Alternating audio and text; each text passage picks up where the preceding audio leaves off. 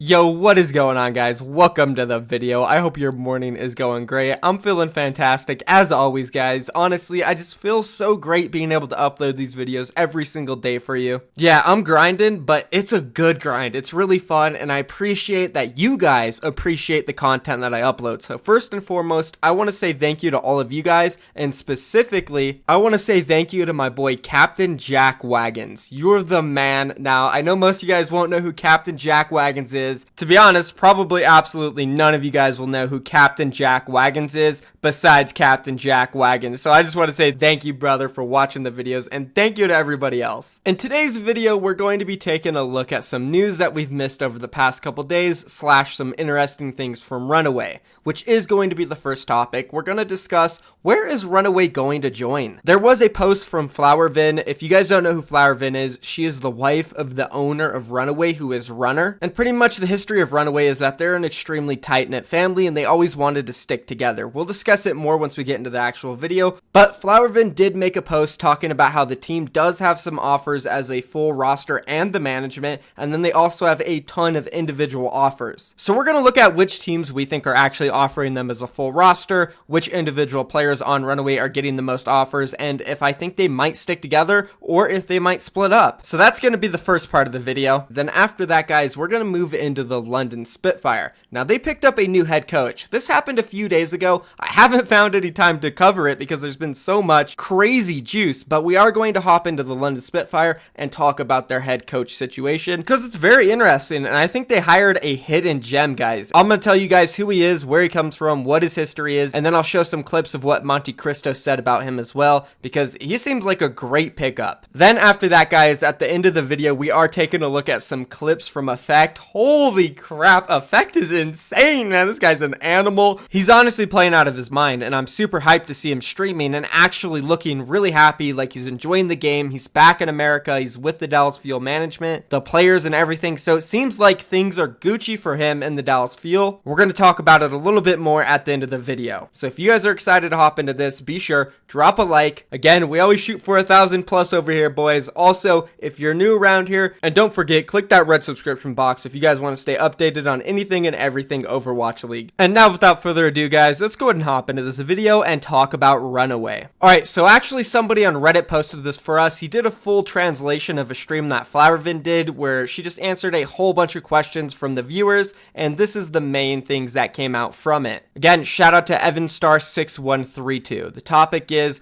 RunAway is getting multiple L offers according to Flowervin. Starting out with 1. RunAway has been getting many L offers, both as a whole team and individual players. 2. One of the players has received 6+ offers. So one player on RunAway, I would probably guess it's Haxel. It's definitely Haxel. There's no way it's not. He's definitely the most historied, the most veteran, and the most hyped player going into next season. Just from anybody, not just RunAway. The guy's an animal. So I expect it to be him. Then moving on to 3, there are a lot more individual offers than team-wide offers. And this doesn't surprise me. The same thing happened last season. There were really successful teams, but every single team wanted like the great player of those successful teams rather than maybe the entire roster, because they thought, you know, maybe this support or maybe this main tank was weak. I can build a better roster with the god players from it. But then there were those teams like Houston Outlaws who decided, all right, let's pick up all of FNR GFE, Seoul Dynasty who picked up all of Lunatic High, and then of course LDN Spitfire who picked up Kong de Panthera and GC Busan who ended up winning the league, New York Excelsior. There's a lot of examples of this. I think both methods worked. If you look at Philadelphia Fusion, they picked up a mixture of rosters, LA Valiant, LA Gladiators. I think it's kind of like either way you go, both teams will be good as long as the players are great and they can work together. But that doesn't surprise me. Then moving on to number 4, some organizations want to buy the whole team, including Flowervin and the management structure. However, there are many hurdles to that, presumably because Runner's military service and their 3-year-old daughter. Now again, if you guys don't know who Runner is, he is the actual owner of RunAway. He used to be a player on their team. He played in Apex Season 2, Season 1, and possibly season 3. Yeah, that's right. He did play in season 3, and then he stepped down in season 4 in order to coach and allow somebody else to play because he thought he might have been holding the team back a little bit. Which, to be honest, he kind of was. It's what everybody thought and agreed on, and they did much better once he stepped down in season 4. They made it to the finals again. Anyways, he's the owner. He created the team prior to season 1 Apex. But before Korean Contender started, he actually had to go join military because it's mandatory in Korea for every male of a certain age to go join the military. I don't want to spread false information. I don't know too much about it, but I know it's kind of like mandatory unless you have like some type of excuse. Not too sure, but he did have to go to military. And then ever since he left, his wife, which is Flowervin, has been running everything. She's been with them, with the team, making sure everything's going smoothly. And of course, they did win season 2 of Contenders Korea, so it's been going great. But the problem is, Runner does have military, and he's also got a 3-year-old daughter. So I guess she's saying it might be a little hard for them to move over to LA, join an Overwatch League team, and focus fully on that. And then number 5, ideally Flowervin would like RunAway to stay together and maybe maintain some of their original team color, but she thinks that's unrealistic. It is difficult to find a team offer with decent salaries for all the players as well. I guess that maybe throws the rumor out of RunAway joining Florida Mayhem and going with the Miami Vice colors, the pink and bright blue colorway. Or maybe not. Maybe she's throwing us off and that's still a possibility. I don't know, but I'm not too sure on it. Florida Mayhem's definitely picking up a Korean Contenders team, but I don't know if it's RunAway. And it does make sense. Flowervin said, you know, most of the team won't get paid very well if they stay together because Overwatch League teams are not going to overpay for a main support when they can go out and get somebody who they think is just as good and play the same role for them. But they'll pay really high for somebody like Haxel because he's the star. But I feel like Haxel is somebody like, all right, you know, take some of the money away from my salary and then give it to the other main support player so we can be a little bit even. But then the Overwatch League team is like, oh, well, if you're willing to take less money, we're just not going to give you that money and we're not going to give it to him. So it's an interesting situation. It's definitely going to be difficult for them to find salaries that are good for every single player. And then moving on to the last one, 6, whatever the case, Flowervin wants the best for the players. They are still in talks with many teams, which is expected. They did just win Korean Contenders. They're the hottest team / players on the market. And then honestly, the top comment to this entire Reddit thread sums everything up here, guys. It's from DabsWizard112. He said, Flowervin is incredibly gracious, and I have no doubt she will do well by the players. That being said, she and Runner's energy have been integral to the success of the team, and I don't think that RunAway vibe would be the same without them. Watching Stitch, Haxel, and Slime in the Overwatch League will be a huge pog, though. Completely agree with everything he said here from the top to the bottom, guys. So that's pretty much everything that was said here, guys. Me personally, I feel like RunAway is going to do everything they can to stick together because a lot of the players during Season 1 did apparently turn down Overwatch League offers for the team to stay together. And if they were willing to do that, I feel like they're going to take, you know, little lower salaries just to be all together. And if I had to guess where they're going to go, I would assume an expansion team. I think all 6 of them and the management is getting offered a Chinese Overwatch League spot. No doubt about it. Hangzhou, Guangzhou, and the other one that's not leaked yet. One of those teams is definitely offering this entire team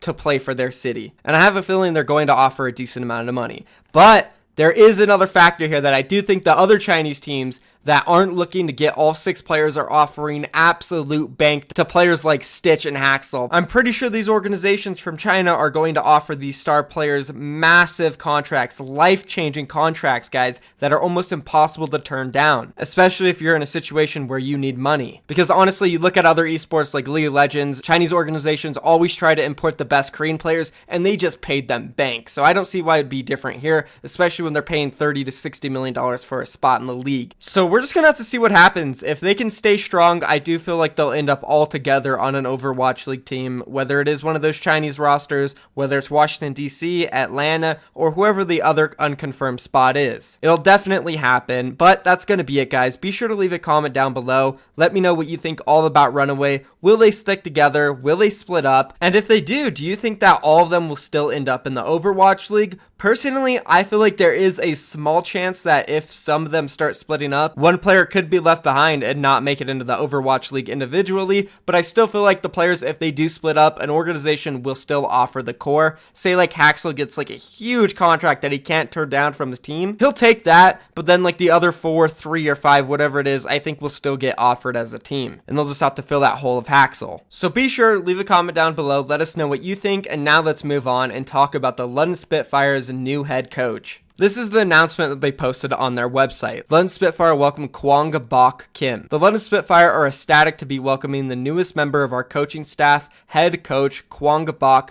Coach 815 Kim. That's right, guys. His gamer tag is literally Coach. He's the real deal. With his arrival, Kim immediately becomes one of the longest tenured esports coaches in the Overwatch League. Dating back to 2007, Kim's storied coaching career began in StarCraft Brood War with We Made Fox. In 2011, Kim made a move to StarCraft 2 and became a head coach for StarTale, now Africa Freaks. He helped put together an incredibly successful chapter in the organization's history, with victories at Battle.net World Championship Series Grand Finals, WCG Grand Finals, Blizzard Cup in 2012, followed by championship runs at MLG Pro Circuit Winter Championship and IEM Season 8 New York in 2013. His reign of successful things in all Blizzard esports would continue in 2014 as he moved on to Heroes of the Storm. Over the course of 3 years, 23 official tournaments, Kim helped lead to 12 first place finishes, 7 second place finishes, including a legendary run of 41 consecutive set victories. Damn, this guy wins, bro. That's insane. That's definitely a track record I wouldn't mind joining an Overwatch League team that just won the first season. Seems like he likes to win. LDN Spitfire likes to win. Perfect match, right, guys? With the arrival of Overwatch, Kim was brought on as the head coach of MVP Space in OGN Apex Season 4, helping bring them to the contender scene and making the round of 8 in Contender Season 2. So not as successful so far in Contenders, but to be fair, MVP Space did lose a lot of their good players going into the seasons of Contenders, so he didn't have too much to work with. They were really good in Season 4 of Apex, despite most of the players always being unknown, so that is credit to Kim there. Kim's career speaks for itself. We are thrilled to be working with him as he enters the next stage. We are excited at the prospect of what the veteran leadership will bring and can't wait to get the action started again, said Cloud9's owner and LDN Spitfire CEO and owner, Jack Ettany. With the Overwatch League 2019 season on the horizon, Kim and the team are looking forward to defending their title and bringing home another championship. Alright, so you guys know just as much as I do now, the guy seems extremely successful and somebody that knows how to coach. Now let's go ahead and take a look at some clips of what Monty said about this guy, just so we can put it into perspective how good he might be. So in terms of 815's role, considering that he has already been coaching professionally since 2007 in esports. So he's currently in his 11th year as a coach. So, and this is across Brood War, StarCraft 2, Heroes of the Storm, and now Overwatch. So there's a lot of experience here. He's done solo games, he's done team games, he's done MOBA, which is similar to Overwatch in many ways. Has not done an FPS before Overwatch, but still seemed to be getting the job done. And so when we look at what to expect from him, it's not that there's going to be some sort of revelation in strategy. It's that he is going to be the central authority on the team and trying to implement other coaches' strategies, keep everybody in line, keep a firm structure within the organization, help to set up all of the practice regimes or regimens for these players. So this is what he's going to be doing. And in my opinion, if we look at the LDN Spitfire season, this is the kind of central figure they need.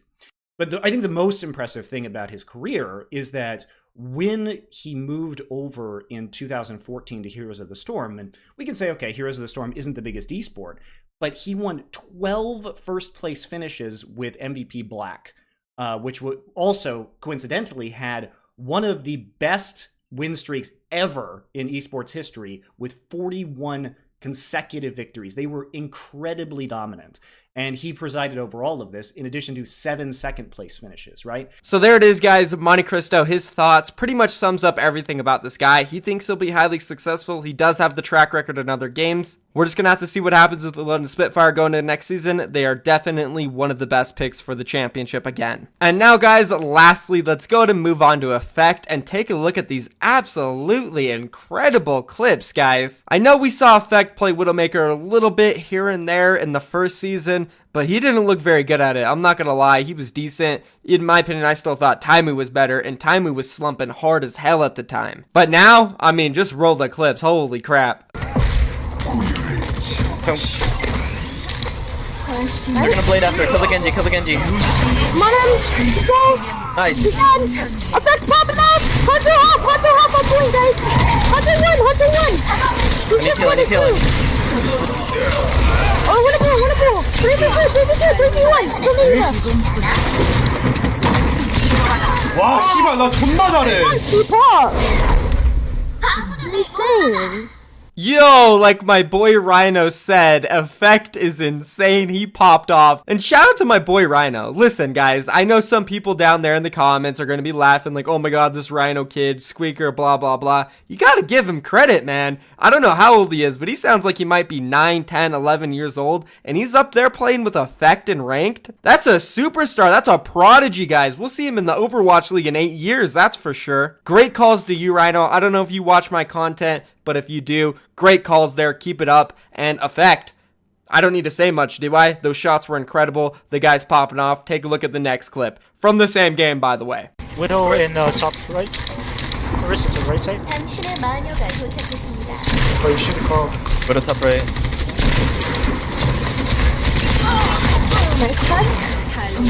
Nice. I'm Break shield, break shield. Shield low. Let's push. Break bubble. Mercy on the hard flank. Carry me. That's mine. 6 kill. It's mine. Don't kill. Okay. Please, don't touch.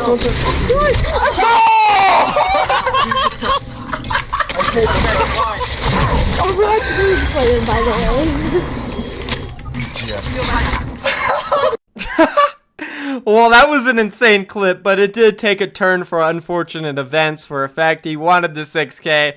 Maybe got a little greedy there. I'm not too sure. Regardless, though, insane clip. Again, from the same game. So, Effect popping off hard. He's been playing a lot of different heroes, projectile, hit scan, and he's doing good on all of them. So, as I said earlier in the video, I'm really happy to see him being happy and streaming back in America. He's doing great. I can't wait to see him in Season 2. If he plays, I hope he stays mentally happy and, no drama from Season 1. Let's leave it for one of the expansion teams this season, or somebody else. Who knows? LA Valiant. Well, they kind of had their run too. Who didn't have any drama in Season 1?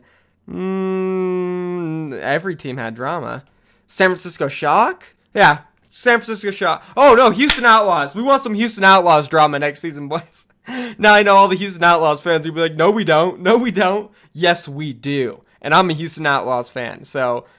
Oh, and also, actually, speaking of the Houston Outlaws, I'm doing this giveaway on Twitter. Well, it's not official yet, but I tweeted this out on Twitter. If the Houston Outlaws sign Mistakes, Dante, Davin, or Logix this season, I will give away 3 of their jerseys to 3 people that like and retweet this tweet and follow my Twitter. I'll leave the link down below, so if you guys want to hop in on this, feel free. I'll give the jerseys away regardless, but I just want to make the Houston Outlaws pick one of these players up because they need a tracer, and that's what I want to see. But yeah, that's going to be it for the video now, guys. If you enjoyed it, drop a like on it. Do not forget, if you want to stay updated on all Overwatch League news, roster updates, roster change, whatever the hell it is, subscribe. I don't know what you're doing if you ain't subscribed yet. Turn post notifications on. You'll never miss a video, and that's going to be it for me, guys. I'll see you tomorrow. Or wait, tomorrow? No, I'll see you later today. What is this, a quadruple upload today? Peace. I'm a juice fiend. I live off the juice. I am a creature in the streets, in the sewers, and I love the juice. Yo, guys, juice fiend down in the comments if you're still here with me. JUICEPH